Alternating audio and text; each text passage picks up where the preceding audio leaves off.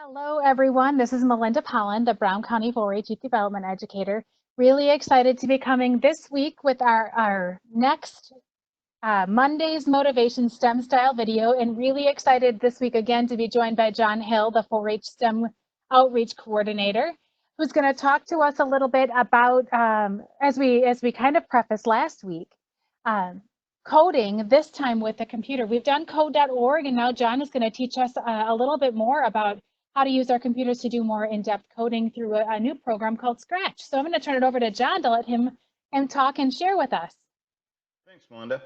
Like you said, we're going to be doing some Scratch, and we get a lot of questions from parents all the time saying, my kids want to learn how to do coding, and it's really hard, and what can we do?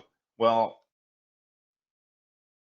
the good thing is there's a ton of stuff online, and one of the best ones is Scratch, and that was produced by MIT.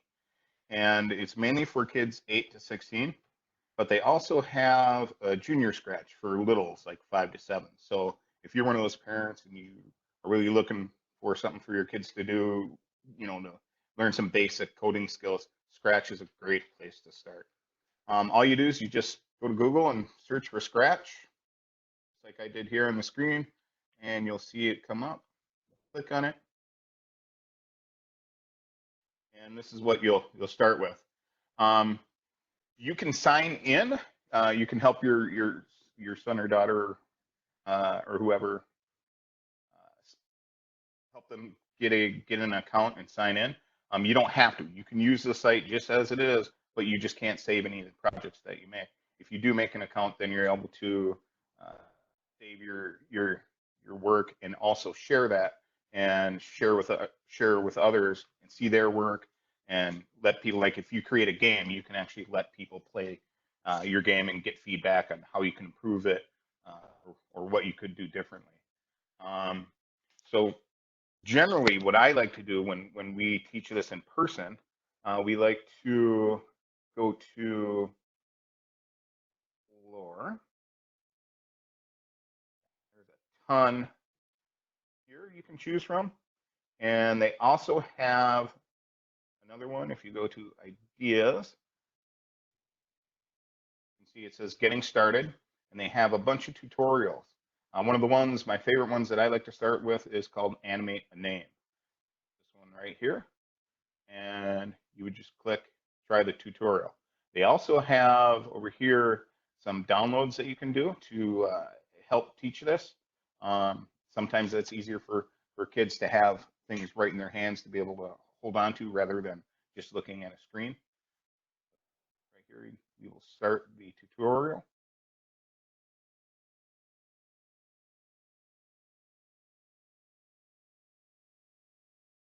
And as you can see, all these tutorials will take kids step by step right through the whole project and help you learn what you need to do. If you click on these little boxes, it will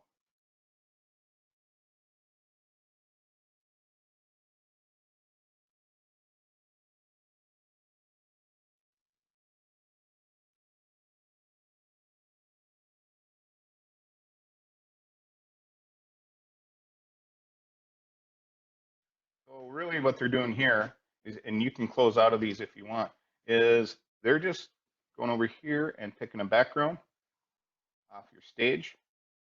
So right now, this little guy right here, that's called a sprite. And this is your sprite work area. Over here, in this corner, this is the code area. And you can see right now, motion. So if I wanted my sprite to move 10 steps, I'd pull it over into the work area there, and I would click on it, and it'll move 10 steps. And I can grab that sprite and bring it right back to wherever I want. If you notice down below here, when you move that sprite around, you actually get the location of that sprite in the X and Y axis right here. You can use that to position your sprite whenever you want. So that's how you do that. There's also sound, and make it move and make a cat sound. And when you want to get rid of blocks, you can just drag them right over here and drop them. They'll go away. We also have looks. You can change your sprite. Let's say we don't want cat, we want a different kind of sprite. My box here, I can choose a new sprite. And up here, you can search, or you can have all of them listed here and go through them all. Or let me move you a little bit there, Melinda. Or you can pick a category. Right today, like a bear. Now, move me back. See a bear there. And the same thing, I can make that bear move 10 steps and make a sound. Make that bear. Here.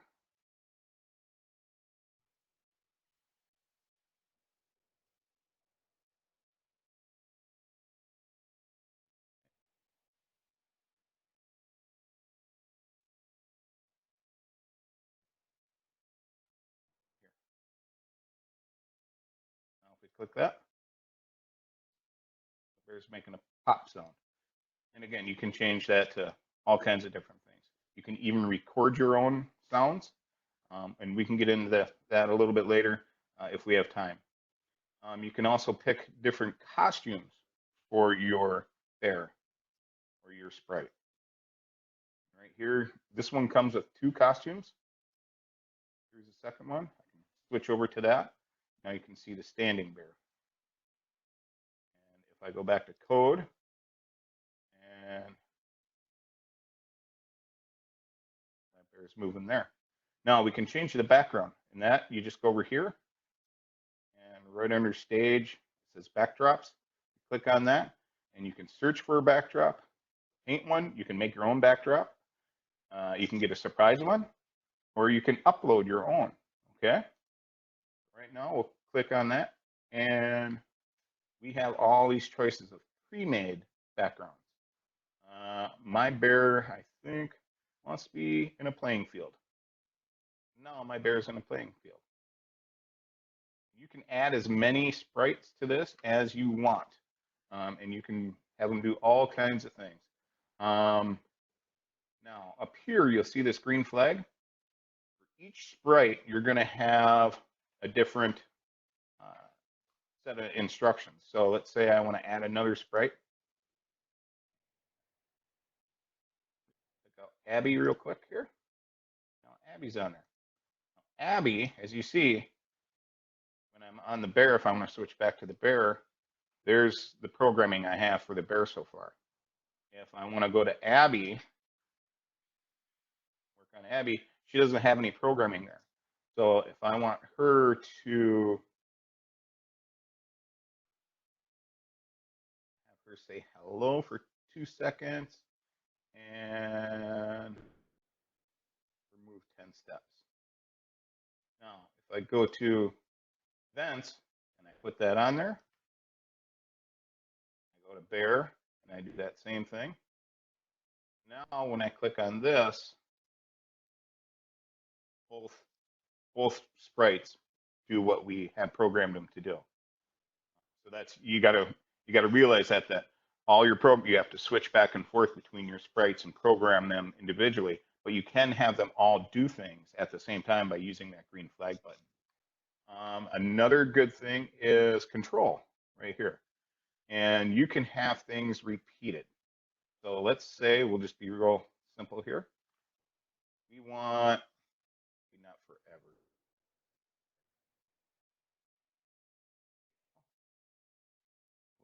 Let's do it so we can repeat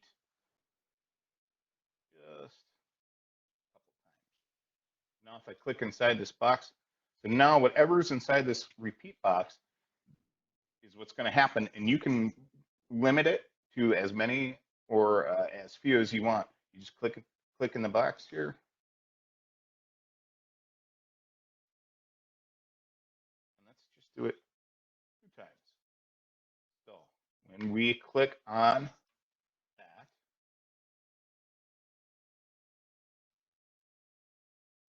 he did it really, really fast. Did you see that? It goes so fast you don't even see the bear actually did it 2 times. So what you can do, and this is another cool thing, is you can put wait. Say I want to wait 2 seconds for that to happen. Now if I click on it,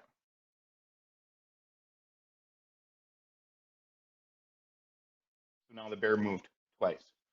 So that's really cool when you're getting stuff to move around and interact with other things. There's a lot of things you can do on here. You can create games, like I said before. A really simple one is the Pong game. You can also create stories.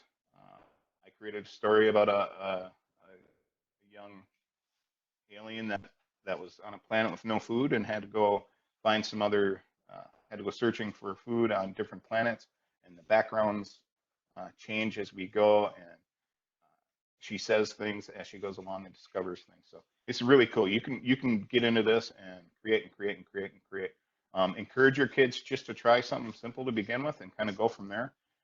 If you get them an account, they can always go back in and see the work that they've already saved. They can go get ideas from other people, play other people's games, read other people's stories, get all kinds of ideas. So really, this is just a great way for them to begin developing their logical thinking skills. What do I need each thing to do, and in what order? And it allows them to express themselves creatively as well. So it's a great tool. I encourage you parents to let your kids get on there and try it out. John, it also sounds like this could be a really fun way for us to create maybe a bear and a couple of bears playing soccer, or our coach is trying to get the bears to run in one direction, but they won't go that same way. So maybe taking the creative stories that we might be writing even for some of our school projects and turning them into an animated story could be a kind of a fun way to do that as well, through a really easy way. That's a great idea. Yep.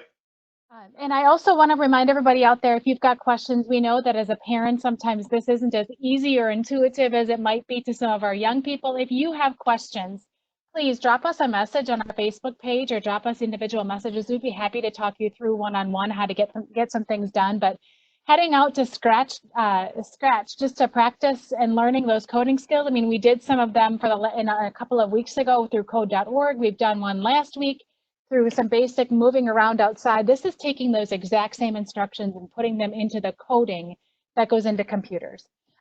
So thanks, John, for taking us on a tour of Scratch. I can't wait to do it with my own kids and see what they can create in terms of fun and excitement. If you are so inclined, we'd love to see your pictures. So post anything that you might do if you're willing to share up on social media using hashtag WI4H or hashtag Inspire Kids to Do. Again, that helps us to create that great online learning community of people doing like things, and know that we are here if you have any questions. Give our office a call at 920-391-4654, and we can certainly get in touch with you there too. Thanks everybody for joining us on this Monday's Motivation. We hope you have fun doing some computer coding through Scratch. Have a great day. Thanks everyone. Bye-bye.